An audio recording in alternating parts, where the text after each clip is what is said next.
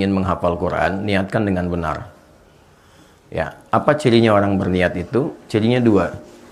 Dia menempatkan hafalan sebagai prioritas agenda hidupnya. Misal kami ada At-Taisir Learning Center, di situ ada kegiatan menghafal Quran dan lintas negara. Sudah ada 24 negara tersambung. Ada 100 pembimbing laki-laki perempuan muslim musyrifah menemani, bahkan metode online. Ada 3 metodenya, bisa setoran langsung, bisa telepon lewat voice note misalnya, dan nanti yang voice note ini ataupun juga mengirimkan hafalan kita untuk dinilai, itu akan ditanya, Anda sehari punya waktu berapa dengan Quran? 5 menit, 10 menit, 15 menit, 1 jam.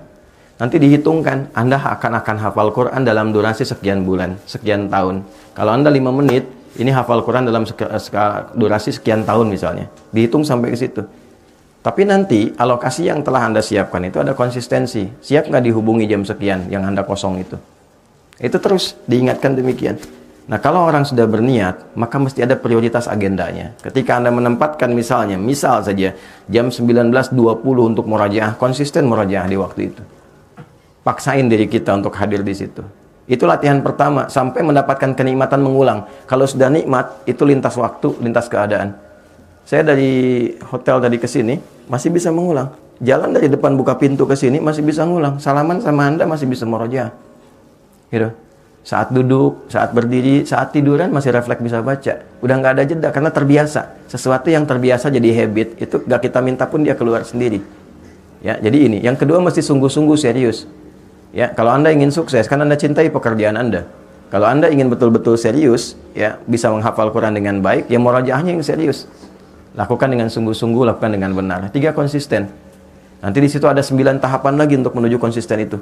Konsis 1, konsis 2, konsis 3, konsis 4, sampai konsisten. Ya, tapi intinya cari motivasi yang terbaik. Anda kenapa menghafal Quran?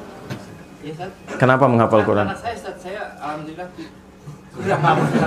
Anak saya yang menghafal Quran. Nah, ini yang saya maksudkan gini. Yang saya maksudkan ada yang dikerjakan anak, tapi yang didahului orang tua. Ada sebaliknya. Ada yang dikerjakan orang tua, tapi investasinya lewat anak. Kalau ingin anak Anda soleh, maka orang tua berubah jadi soleh dulu. Kalau ingin anak menjadi penghafal Quran, maka orang tua berusaha untuk berinteraksi dengan Quran dulu. Walaupun hanya sekedar baca. Anda pernah dengar kisah Mu'adz nggak? Mu'adz itu orang Mesir. Matanya nggak bisa lihat.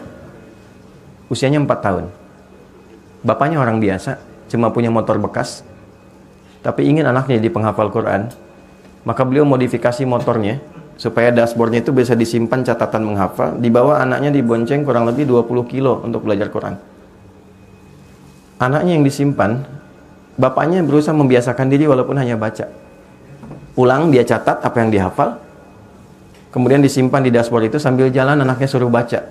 20 kilo pulang, pergi, bapaknya nyimak begini gitu. Bacaan ayahnya nggak sebaik anaknya. Hasilnya apa? Anaknya hafal Quran, ayahnya tidak. Tapi Allah mudahkan dia mendapatkan Quran dengan hafalannya dan keterbatasan pandangan dia dengan kesungguhan orang tuanya. Terkadang kesungguhan orang tua itu ketika dibuktikan di hadapan Allah, maka itulah yang memantik akselerasi segala kemudahan yang didapatkan oleh anak. Maryam itu dapat kemudahan karena ibu dan ayahnya. Itulah sebabnya ketika Maryam dimudahkan rezekinya, karomahnya, kemuliaannya, kalimat pertamanya begini, fataqabbalaha rabbuha biqabulin hasanin wa ambataha nabatan hasana.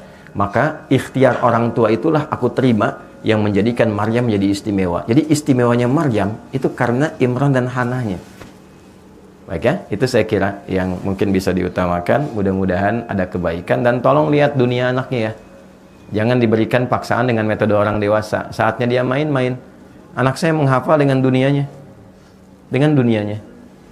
Misal saya kasih dia senang cerita, saya kasih cerita dulu. Saya kasih isi Qurannya dulu. Setelah tahu isinya, baru kemudian dia baca, dia tahu oh ini yang tadi saya ceritakan tadi malam, maka senang dia menghafal.